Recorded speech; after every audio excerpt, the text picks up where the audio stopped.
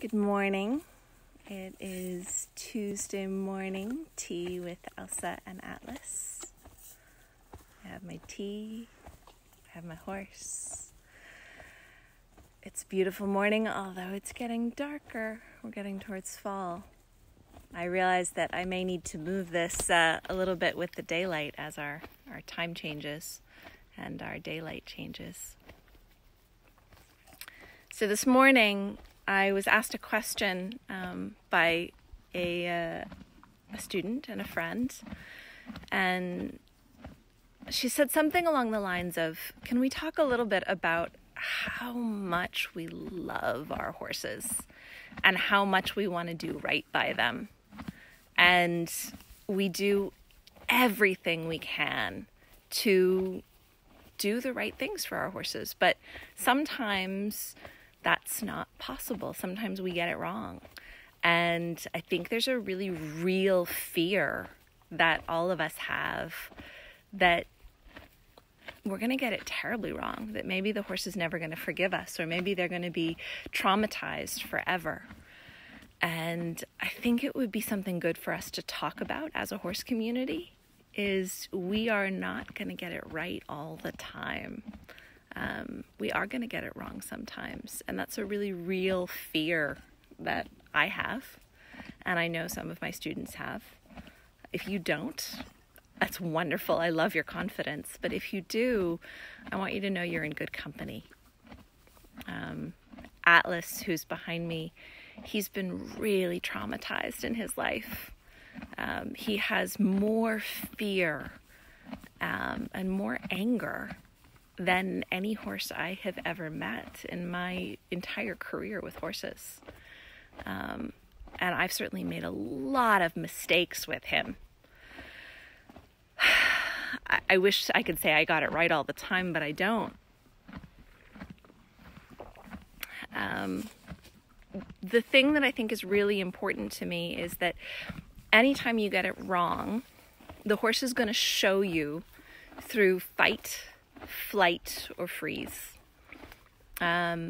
When you do something that is potentially damaging to the relationship, you get some degree of one of those three pieces of feedback from the horse: fight, flight, or freeze. And all that's telling you is that you did too much too soon for them. And they're saying that was overwhelming for me. Now, are we always going to know where the line is, what's overwhelming for them and what's not overwhelming for them? No, we're not always going to know where the line is. That's something that we discover by doing things. There was a really key moment in this winter for Atlas and I when I discovered that the foghorns blowing on a foggy day and making that loud noise from the ocean were a big trigger for him. And on those days, everything I did was too much, too soon, and completely overwhelming to him. If I had known that, I would have changed my actions on the days that the foghorns were blowing. But I didn't know that until it happened. And so you learn. And I guess the point I want to make is that in every mistake that we make, in every place that maybe we don't do the best by our horses, there is an opportunity to learn from them, or learn about them, or get to know them better, who they are, what they like, what they don't like, and how we're going to interact with that. Those are the things that makes every horse unique. Those are the things that make us realize that we are partners, because we know them. We know the things they love. We know the things they hate. We know the things that are overwhelming for them. Now, Atlas, who's behind me, he's one of the most difficult horses I've ever worked with because so much is overwhelming for him. He is triggered by a lot of things, and something like the foghorns making noises from the ocean will make all of the things that I did yesterday and were perfectly comfortable, completely overwhelming for him. And when he's overwhelmed, you get flight. And if he feels cornered or trapped, you get fight. Now, I haven't triggered the fight very often. I've been really careful not to corner him, not to trap him. But that's how horses tell us. Too much, too soon. I can't do that much that soon. Now, when we use food rewards, like Atlas is eating a really high value meal right behind me right now, he's going to have a lot more motivation to tolerate anything I ask of him. That high value food is a big paycheck. And I certainly do encourage people to use that with horses that are very traumatized, because there is so much they say, I can't do that. It's too much. It's too overwhelming. And yet they're only going to get better at it if they try. Now, freedom-based training, which is my field of study, is really all about what's possible if it's not about the high-value food. What's possible if they aren't trapped, if they can leave. That's really what I want to find out. But that doesn't mean I disregard the other stuff. Now, I wanted to point out, as he's eating his high-value meal here, I've got my back against a tree. This is something I figured out with him. You can see when he gets overwhelmed, he hides behind the tree. He puts his eye behind the tree and he pretends he can't see me. And he does it fairly frequently. So a lot of times I will put myself in a place where Atlas can go into those modes of self-protection. Okay, any horse that's had a lot of trauma is going to develop patterns of protection to replace the patterns of connection that an untraumatized horse would have. So a horse that has experienced less trauma will reach out to you to connect with you when they feel overwhelmed, unsure, unable to do something. A horse that's been really traumatized doesn't have that trust. So they're going to hide behind a tree. They're going to do things that protect them before they think about connecting with you to solve an issue. And that's something that I think is really important for me to recognize about Atlas and make room for. That's part of his personality right now. He is a horse that lived through a lot of trauma. People put him in situations over and over again where he had to go into flight or fight to protect himself. And ultimately, he felt like those were his only options. He didn't have an option to connect with people and communicate with them and make any sort of effort to have life get better because of a connection to another being. His only option was to fight or flight in order to feel like he was going to survive. So when that's your history, it doesn't take much from me to make a mistake and do something where Atlas goes, whoa, too much, too soon, overwhelmed, I can't do that.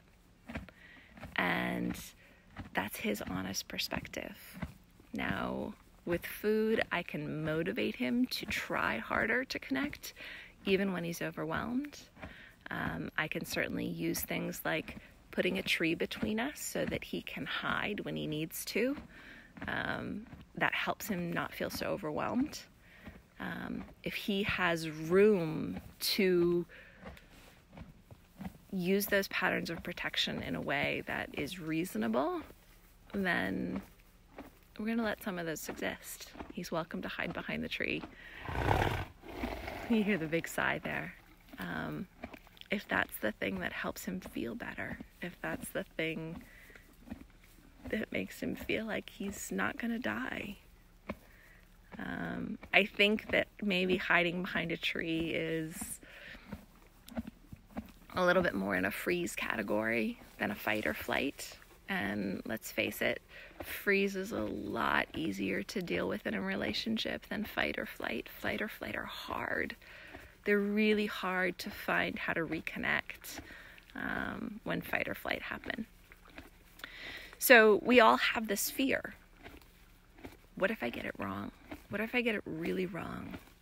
What if I teach my horse that fight or flight is their only option in a situation? What if I do it by accident? It's overwhelming. It's out of my control. I didn't plan for it to be overwhelming, but now it is. That's life. And I'll say that every situation I've ended up in where I messed up, I put a horse into fight or flight because I did too much. I did too much too soon.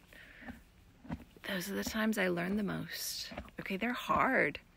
I hate to admit that I make them. I would prefer that I never made a mistake. But I would say every really good idea I've ever had that I can then teach and share with everyone else is due to the fact that I have made a mistake somewhere and thought about it and then figured out what I could have done differently. And then I go try it. If I do this differently in this situation, does my horse build trust and connection instead of patterns of self-protection? And if so, I'm doing something right. And that is something that I can share with anyone who is interested. So that's what I do. That's what freedom-based training is. I set myself up in a situation where the horse has the freedom to walk away. They have the freedom to express whether they feel like it's too much too soon. And they tell me about it. And I go, oh, all right. How would I do that differently if I want you to experience being with me as a really great place of connection instead of a place where you have to protect yourself? We're going to get it wrong sometimes, but in every moment that we get it wrong and we put the horse into fight or flight instead of the connection we were aiming for, there is an opportunity to learn something there that we wouldn't necessarily know we needed to learn if we hadn't made the mistake. So those are my Tuesday morning thoughts tea with Elsa and Atlas. I love this horse so much. And I think one of the really strong bonds between us is how many mistakes he sets me up to make. Sometimes I feel like I'm walking a tightrope and I reach up to itch my nose and he doesn't forgive me for an hour because I itched my nose at the wrong time. And it was overwhelming for him. And he doesn't want to communicate with me at all for a long time. Because that one little action of reaching up to itch my nose at the wrong time was completely overwhelming for him. This is not a normal horse response, okay? This is a response of a highly traumatized horse. He had a lot of experiences in his past where survival was only possible because of fight or flight. And those are his patterns. I am learning to read him better. And as I learn to read Atlas better, I make fewer mistakes. But I promise you, I am not going to get it right all the time. And when I get it wrong, I'm going to learn from that. And I'm going to think about, okay, how would I do that differently next time? Yeah, George, I think you have a similar situation with Gandalf. Gandalf is a tough one. Gandalf has had a similar experience with trauma, like Atlas, who's behind me. And I think you're in for an interesting training challenge with Gandalf. I will also tell you that I've had some feedback from other people who have worked with these B dispute horses, where Gandalf's from and where Ocassio's from, actually, who's with me. They are particularly sensitive. I think they're born that way. And when you have a particularly sensitive horse, people can mess them up a lot more quickly than a horse that is perhaps a little bit more relaxed and forgiving. So if you have a horse that's particularly sensitive to begin with, and then you add human mistakes, they develop patterns of self-protection very quickly. And then it's people like George and I that want to wade into the interesting terrain and say, okay, well, how do we change this? How do we build patterns of connection instead of patterns of protection?